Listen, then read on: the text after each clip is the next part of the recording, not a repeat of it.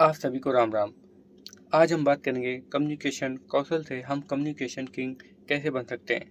एक स्कूल में बच्चों के लिए एक अनोखी प्रतियोगिता रखी गई थी जिसमें उनकी कम्युनिकेशन निखरने वाली थी। उस प्रतियोगिता का नाम था कम्युनिकेशन किंग।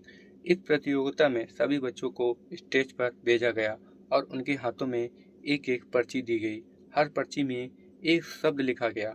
उन बच्चों को स्टेज पर एक्टिंग करके कुछ शब्द लोगों तक पहुंचाने थे, लेकिन इसमें खास बात यह थी कि उन्हें बिना कुछ बोले उसे बयां करना था ताकि बाकी के बच्चे उस शब्द को समझ सकें और उसे बता पाएं। जैसे कि एक बच्चा ऑटो बना था, तो ऑटो कैसे चलती है वह उस पर एक्टिंग कर रहा था। कोई बच्चा हवाई जहाज बना था, तो उसे वैसे ही दर्शा रहा था। कोई पतंग बना था, तो कोई सितारा। हर बच्चा कुछ न कुछ खुद के बारे में बताने की कोशिश कर रहा था, लेकिन मजे की बात यह थी कि सामने बैठे हुए बच्चे उसे पहचान नहीं पा रहे थे। वह उसे देखकर कुछ अलग ही नाम दे रहे थे, जिससे एक्टिंग करने वाले बच्चों को गुस्सा आ रहा था। वह निराश भी था। ऐसे खेल आपने भी देखे और खेले होंगे, जिसमें बिना कुछ बोले सामने वाले तक अपना संदेश या शब्द को पहुंचाना होता है, जिसे सामने वाला कभी समझ पाता है और कभी नहीं। अब आप सोच रहे होंगे इस खेल का कम्युनिकेशन से क्या संबंध। अगर आप वाकई इस बात पर गौर करेंगे तो आपको पता चलेगा कि ऐसा ही कुछ हमारे कम्युनिकेशन के साथ भी होता है।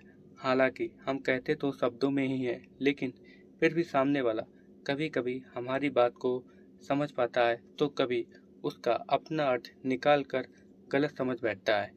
ये मिसकम्युनिकेशन जिससे रिश्ते और लोगों में गलतफहमी तैयार हो जाती है। किंग का अर्थ ये जो कम्युनिकेशन में इतना माहिर हो गया हो जिससे उत्तम कम्युनिकेशन में कोई मिसकम्युनिकेशन नहीं बल्कि उच्चतम कम्युनिकेशन होती हो।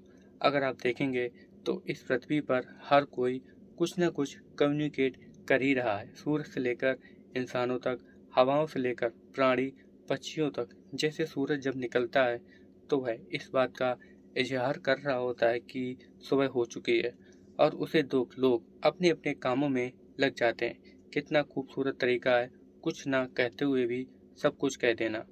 लेकिन इन सब में इंसान एक ऐसा प्राणी है जिसे ईश्वर ने बोलने की, विचार करने की क्षमता दी है।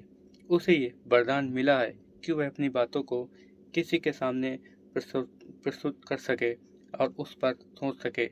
मगर इंसान इस बात को भूल गया कि संवाद करना एक ईश्वरीय वरदान है। कम्युनिकेशन जीवन में कितनी अहमियत रखता है, ये अगर आपको देखना हो तो अपने आसपास के लोगों पर गौर करें। कहीं ना कहीं किसी के बारे में शिकायत करता मिल जाएगा, फला इंसान को तो बोलने की तमीज ही नहीं है, वह बड़ा मुंहफट है। पड़ोस की आंटी से हर कोई बचना चाहता है क्योंकि यह बहुत ज़्यादा तीखी या ज़्यादा बोलती है, किसी को बोलने का मौका ही नहीं देती। पड़ोस के भाई साहब को कोई पसंद नहीं करता क्योंकि वे हमेशा बढ़ा चढ़ाकर बात करते हैं। इस तरह देखेंगे तो सबके साथ एक ही समस्या है, वह वार्तालाप की जादू यानी कम्युनिकेशन कौशल की कमी। नौकरी के लिए लोग इंटरव्यू देने जाते हैं, मगर उसमें से कुछ ही लोग सिलेक्ट हो पाते हैं क्योंकि लोग कहना कुछ और चाहते हैं मगर कहते कुछ और हैं। ऐसे में इंटरव्यू लेने वाले को लगता है कि इसे ज़्यादा कुछ नहीं आता, जबकि हकीकत कुछ और ही होती है। सब कुछ पता होने के बावजूद सिर्फ कहने का ढंग अलग होता है, इसलिए वह इंटरव्यू में फेल हो जाता है। जबकि यदि उसमें कम्युनिकेशन कौशल होता तो वह इंटरव्यू में सिलेक्ट हो जाता। कम्युनिकेशन कौशल की अहमियत यहाँ हमने समझी, जिसमें सबसे महत्वपूर्ण योगदान हमारे शब्दों का होता है। इस पुस्तक की अधिकतर इसी विषय को उठाया गया है। सदियों से एक कहावत चली आई है, जुबान से आदमी दुश्मन को भी दोस्त बना सकता है और दोस्त को दुश्मन। इसीलिए आइए हम इस पुस्तक के द्वारा जुबान को अपना दोस्त बनाना सीखें, साथ ही वार्तालाप का जादू और कम्युनिकेशन के बेहतरीन तरीके सीखकर कम्युनिकेशन किंग बने।